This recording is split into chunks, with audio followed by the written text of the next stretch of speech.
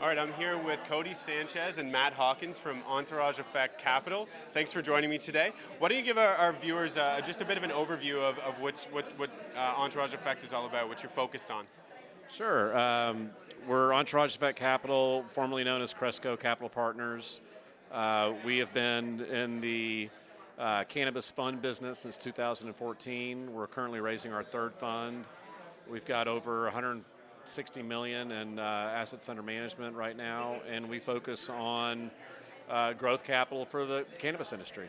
And so right now, I think it's probably fair to say cannabis industry has been a bit cold right now, and especially in Canada. I know you guys are more U.S. focused.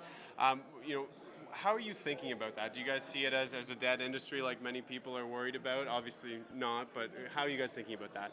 Well, not at all. I mean, this guy was one of the pioneers because he's our founder and started investing in 2014. So we've seen a few cycles. Yeah. But I think from our perspective, we're private equity investors. Yeah. We invest on the private side, and the valuations today are some of the most interesting valuations we've seen out there. Yeah. So as long as companies have enough cash runway and unique moats around their business, I'm not sure there's a better time to invest in cannabis than today strategically. Excellent. And so what are some of your, I know you're obviously on the private side, but what do you guys see as some of the best public companies right now that if you could have invested in originally, you would have? Well, luckily we hold some of those through exits. Okay. We were an early investor in Acreage, GTI. We sold a company to Canopy Growth, and I think those three are still, even at the depressed stock prices, are still, I think pretty damn good values. Yeah. But yeah, and I think, look, there's clearly regulation concern. There is. And so how are you guys thinking about that? Like, what do you guys see as the federal legalization? We're just, rollout? well, I think it's still gonna be a while. I mean, it's gonna happen. Okay. I think with the impeachment right now, you've got both sides that have kind of just hunkered down, aren't doing anything together, even though this is a bipartisan issue. Yeah, absolutely. And but I'm doubtful that the Senate will get to the Safe Banking Act this year. I wish they would, but I don't think they will. Yeah. And so therefore, I think we're looking at probably after the election. Yeah. Okay. But it still doesn't mean we're not trying to make things happen right now, because it's still the right time to do it. Yeah, no, absolutely. And so when you guys are looking at assessing some companies on the private side, especially, what are some of the key metrics? Like what positions in the industry do you like? Obviously, there's cultivators, as many licenses, as many states across.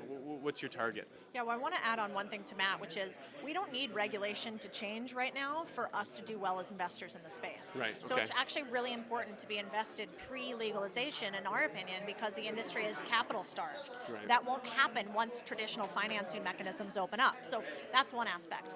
The second thing that you asked for is today more than ever we're focused on businesses with a path to profitability and real businesses. Yeah. Before it might have been licensed aggregators with a path to being bought. Today it's actually all about execution, and are you actually executed on your business plan and making real money?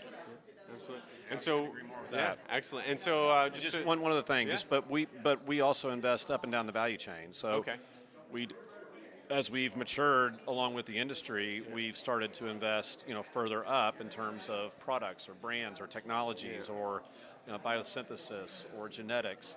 Those are things that are attractive to us. But to Codie's point, they're only attractive if there is a path to profitability. Yeah, absolutely. Especially if you've got a bit of a liquidity crisis, more so in Canada than the U.S. necessarily.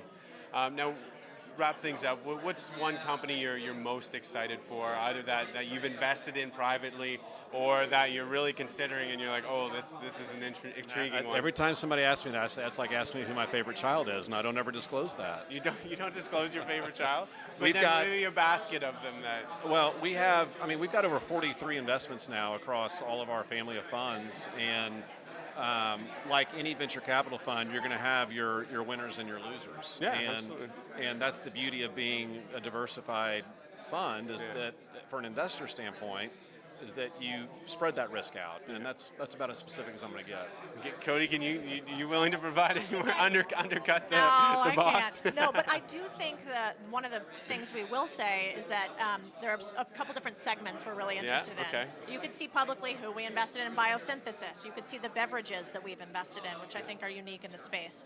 You could see the vertically integrated companies that are still private today that are regionalized. And so I think those three areas paired with some tech plays areas Okay. are some of the areas we've been investing the most money recently. Okay, awesome. Well, I appreciate you taking the time to chat today. Thanks for Great. asking Thank us you. the tough questions. Yeah, thanks. Thanks, man.